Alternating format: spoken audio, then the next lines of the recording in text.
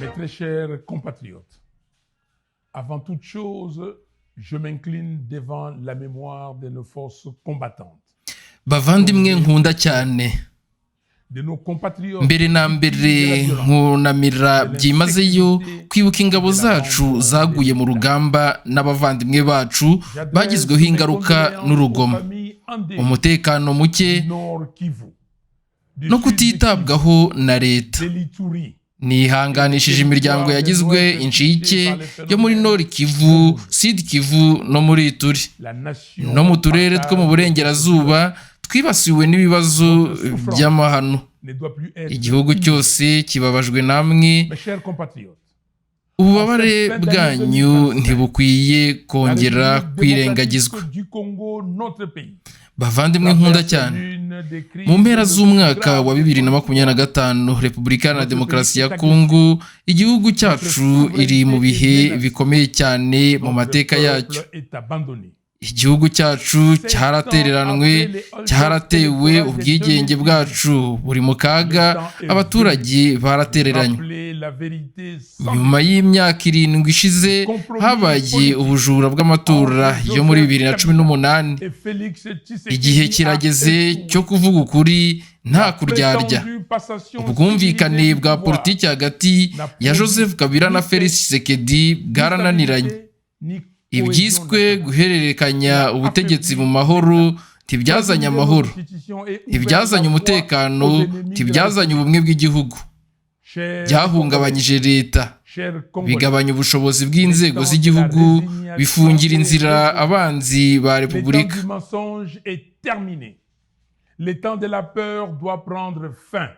Bavandimwe banyekongo, igihe cyo kwiyumvira no kwihangana cyararangiye. Igihe cy'ikinyoma cyararangiye. Igihe cyo gutinya kigomba guhagarara. Uyu munsi imibare irivugira. Abanyekongo barenga 8,000,000 bimuwe mu gihugu cyabo. Abandi benshi babaye impunzi. Abaturage barenga 3/4 babona bigoye kubona ibyo kurya buri munsi.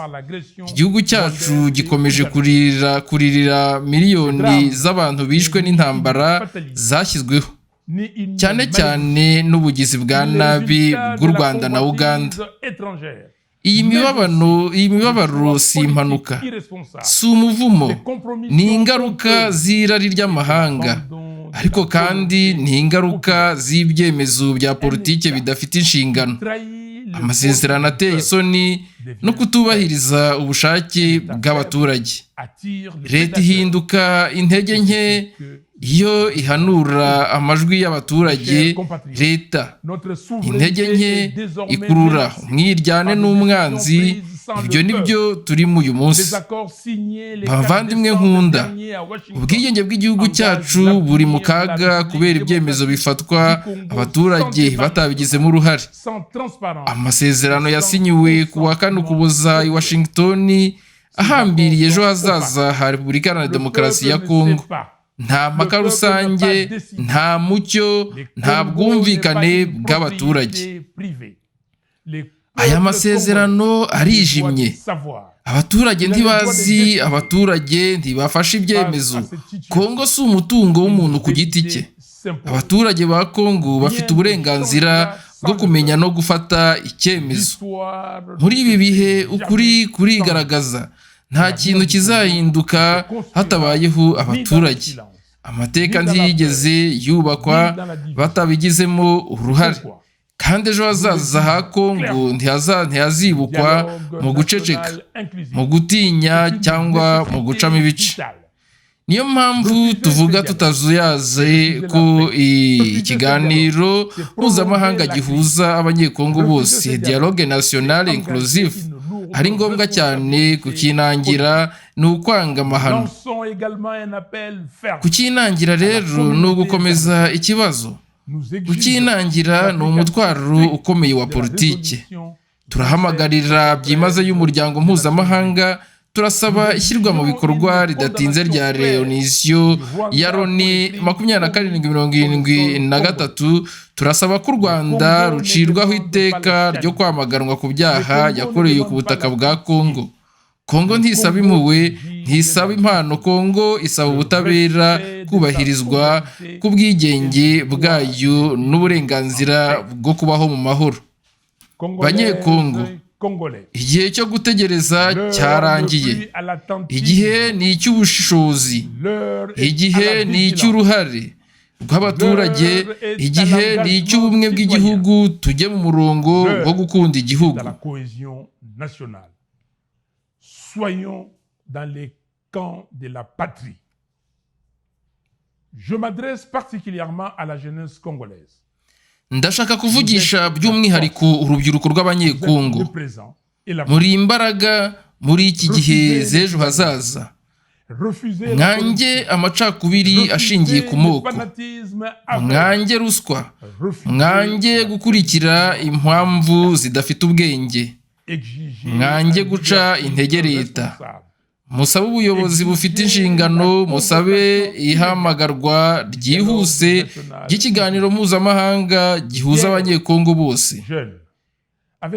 ejo bundi nkiri umusore hamwe n'inshuti zanjye twarwaniriye iherezo ry'igitugu n'ishyirwaho rya demokarasi kwa 16 Gashyantare 1992. twakoze urugendo dusaba kongera gufungura inama nkuru y'igihugu yigenga. twizeye ko ejo hazaza ha Kongo hari mu maboko yacu.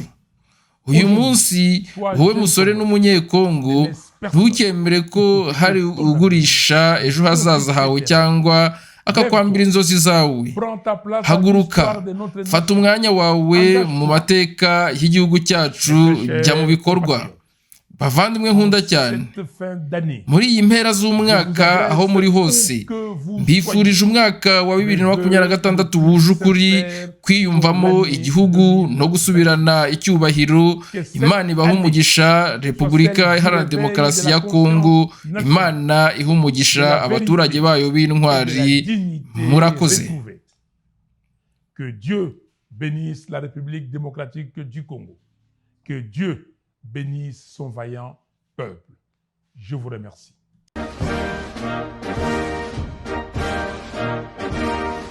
Soki osi okotisi quartier kengela sirete na tupata mafuta ya kukuya tunakia kule mbele ngia pori tunagrese chikunora che kosi pululo chekela osunga kile evi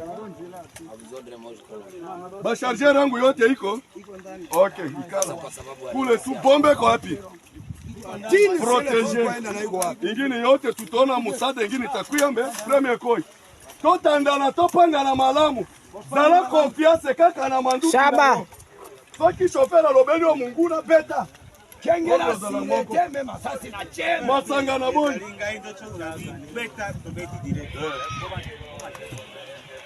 Shaba panga babo mzuri bon pour marona tsikile patsinga kwa Quel annexe secret pourrait-il y avoir dans un accord cadre de coopération au niveau stratégique entre deux États? Il n'y en a pas. Les deux annexes qui existent, l'annexe 1 s'intitule Critères d'éligibilité au projet stratégique qualifié. C'est une annexe très technique. L'annexe 2, c'est les définitions. Qu'est-ce qu'on entend par une entité américaine? Qu'est-ce qu'on entend par une personne alignée? Qu'est-ce qu'on entend par une nation ouverte? Ça, c'est... Les juristes savent que dans un document, voilà, on définit les concepts, on définit les termes. Donc, il n'y a pas d'annexe secrète. Le vrai travail, il va commencer dans quelques semaines. Maintenant que le comité est constitué, première semaine du mois de janvier, la liste des projets stratégiques désignés par la RDC et la liste des réserves d'actifs stratégiques sera communiquée par la partie congolaise au comité de pilotage, au comité conjoint, ce qui va donner lieu à la convocation de la première réunion. C'est là que nous allons nous mettre d'accord de la manière dont nous allons travailler. On ne parle pas encore de mine A, on ne parle pas encore de concessions minières B, il n'y a rien dans ce document. Ça, c'est des étapes qui vont venir après.